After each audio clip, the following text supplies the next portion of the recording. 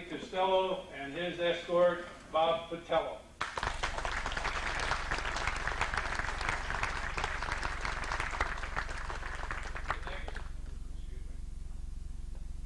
The next inductee will be Joe Jazdimnik and his escort. Thank you, Mike. I was one of those that was supposed to be the MC, but I wasn't the articulate one, so. It's a real pleasure for me, Buddy, to present you because of my closeness with the Costello family, and I'm certainly happy to be here.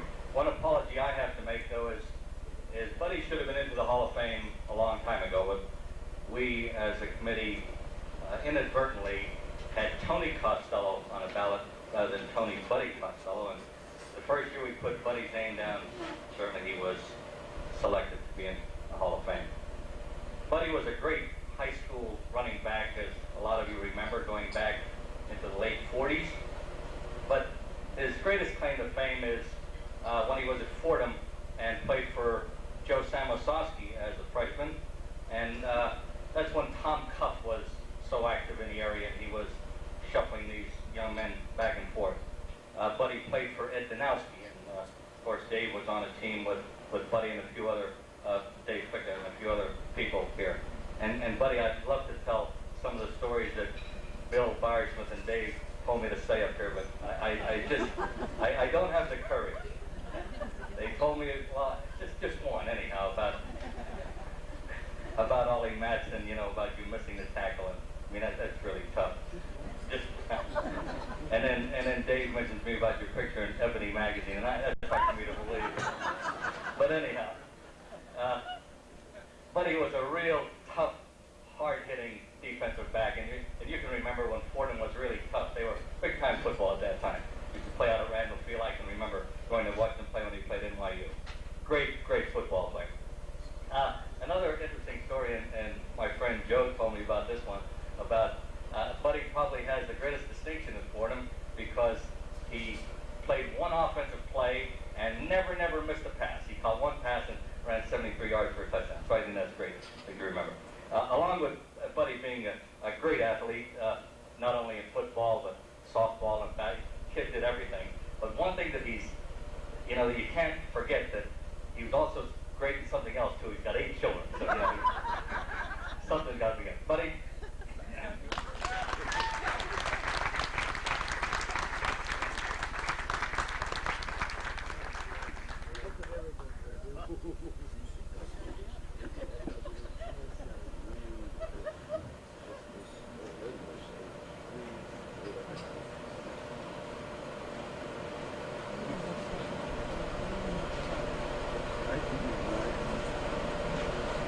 Thank you, Bob. Thank you, ladies and gentlemen, for making all this possible. There's more people here than used to attend Catholic high football games. This is great. I don't know how to act in front of a big crowd. I didn't know on the way from California, I flew here yesterday, picked up 2 of my boys in Washington, and left the other one back to the West Coast. But in any event, before I came, I got a call from Dave Ficker. And I thought, well, a couple of weeks ago. And he said, Don. I said, yeah, Dave. He called Dave so long. Because we were so pretty good friends. He said, I said, yeah, Dave. He said, there was a mistake on the count. You didn't make it. So, my buddy.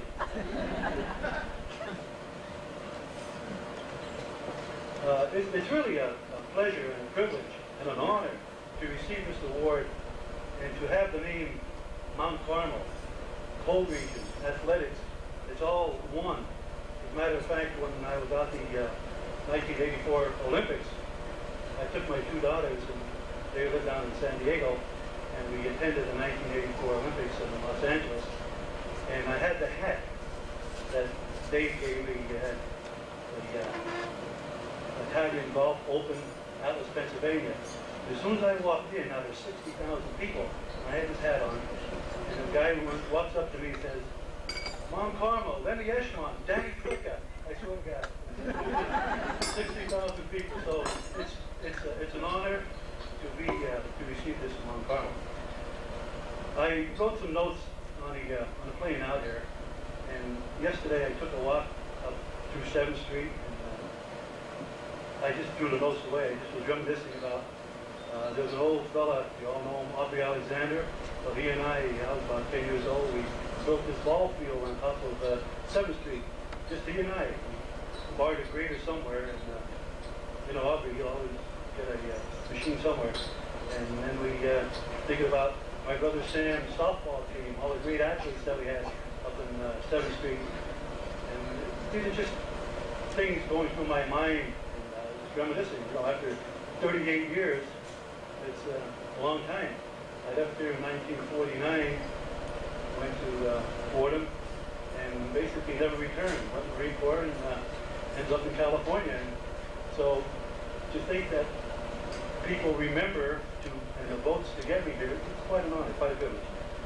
And I also was reminiscing a little bit and met my old buddy Jack Hook about the clam bakes when we were 10, 11, 12 years old.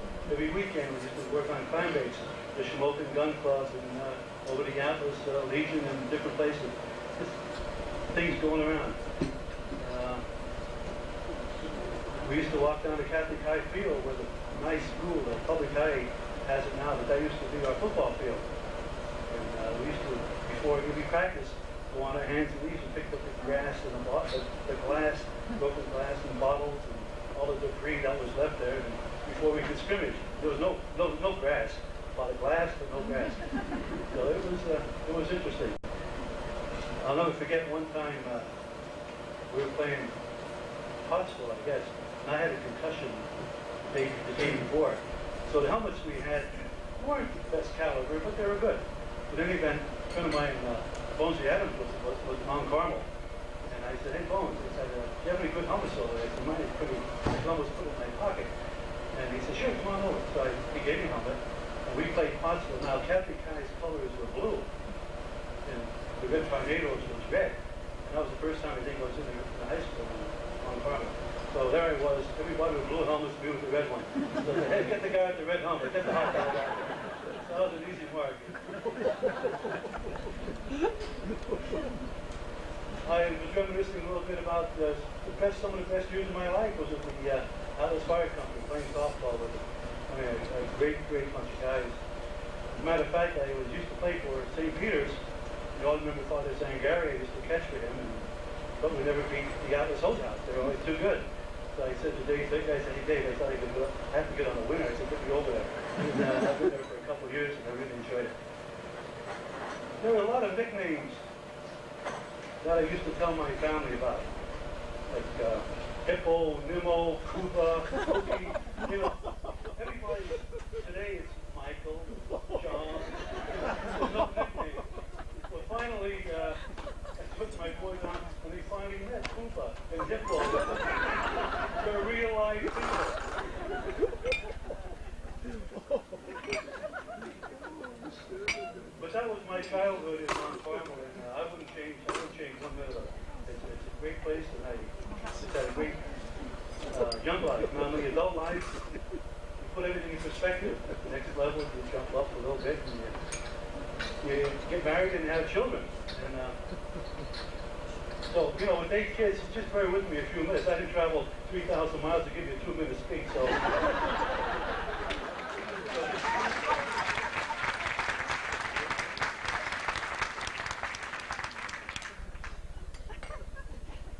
You know, once in 38 years.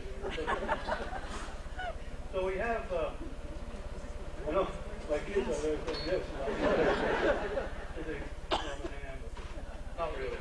Anyhow, I have 2 older boys, Tony and Ed, and this is where, and I'm sure, Jazz, you can relate to this. You see your kids out performing, and that's where the pride comes.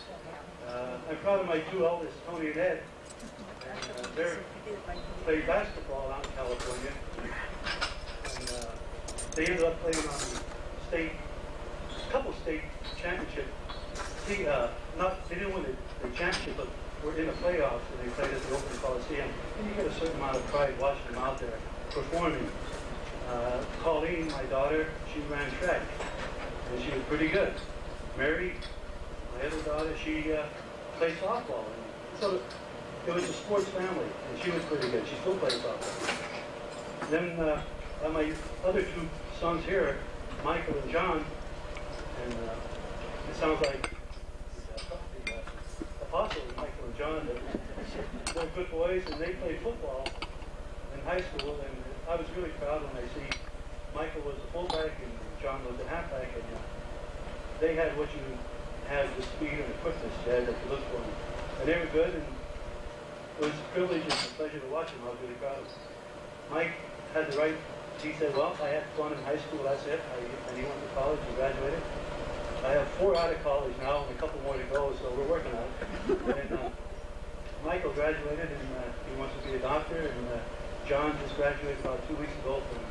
They both went to the University of California at Davis, and for your football buffs, University of California Davis was they set an NCAA record for 16 consecutive NCAA championships, which they broke Oklahoma's record, so quite an accomplishment. I think they lost 4 games in 4 years. Then I have another son, Phil. He played football. And my youngest son, Tom, he's a freshman in high school, and he probably has more athletic ability than a lot of kids I've seen. He's a good athlete. But more importantly than sports, I'm proud of their scholastic achievements. Like I said, 4 graduated college, 2 are in college, and 1 is a freshman in high school. And those are things, again, you move up to another level, everything in perspective. Sports is great. In fact, one of the sports when I was in the Marine Corps, I was a hotshot lieutenant, and I was 24 years old, and the colonel comes up to me and says, Lieutenant, he and I were pretty good buddies because he was a jock and I was a jock, and he said, you take over the platoon. That was more than a platoon, what was it? 350 men.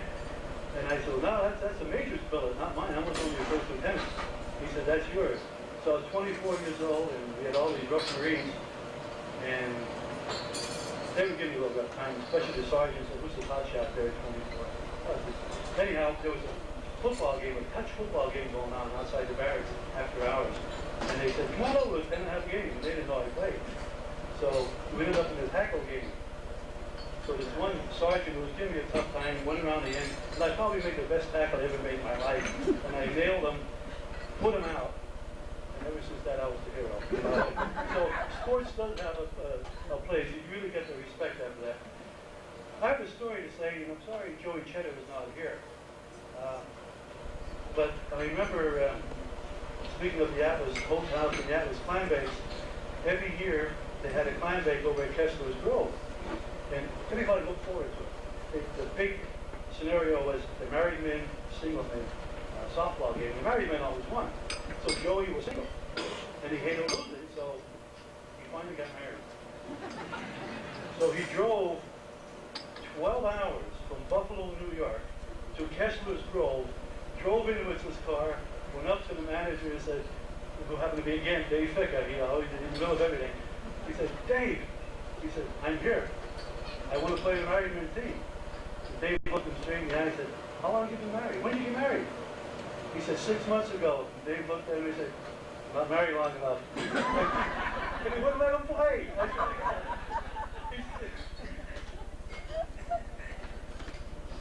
Now I want to clear up the story about Ebony Magazine while I'm on this. We played Ollie Madsen at the University of San Francisco, and he was probably one of the first big black halfbacks, running backs that came around 6'2", 6'3", about 220, and he could move.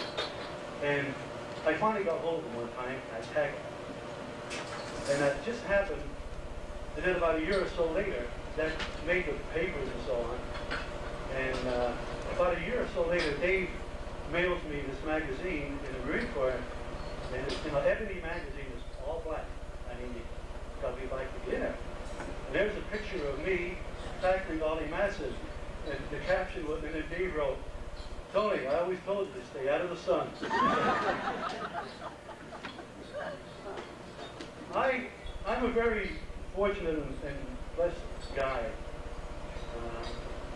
I had a great family.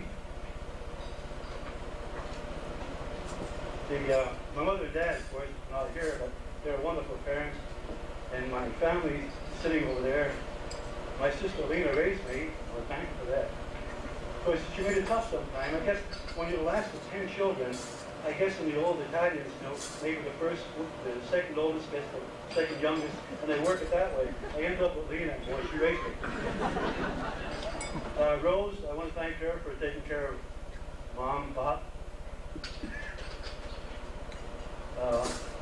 Mary, my sister Mary, every time we had a kid, there was Mary. She always came back with us and took care of our children.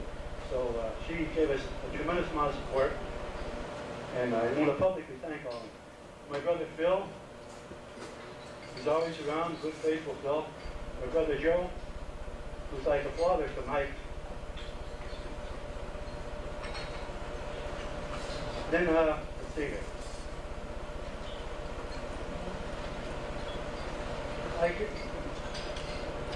I guess the key to all this, I am very active in church because I feel this life is, well, I found out a long time ago, it's only temporary. Material things go by, so you give it the best shot you can on this life, and the next life you got to give it 110% because that's forever. So I plan on making up all the credits I can get on my leisure. So I'm very active in church, make a comfortable living in San Francisco, have 8 wonderful kids, 4 grandchildren. I guess the key though is marrying the right girl. She's not here. She's back in California taking care of the other 6, and she tried to make it, but her name was. She was my whole high school. I guess it's the old romance, quarterback in high school marrying a cheerleader. Well, that's what it was, and it worked out for 34 years, and it's still going strong. She was Joni Hinchy from Centralia. So, ladies and gentlemen, I've had a wonderful and blessed life with no regrets. And again, I want to thank my wife for putting up with me. Receiving this award is a privilege. I'm a proud person today, and I'm proud to be from Mount Carmel. And receiving this trophy is the icing on the cake. Thank you very much.